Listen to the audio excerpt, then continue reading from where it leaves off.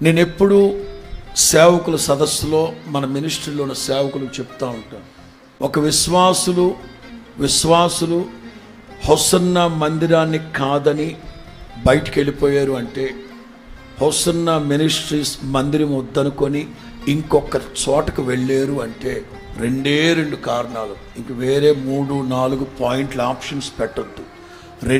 రెండు కారణాలు. వాటిలో మొదటిది సేవకుని యొక్క ప్రవర్తన.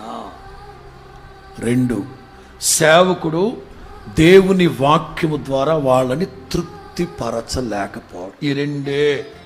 ఇవి రెండే. అంతేనా?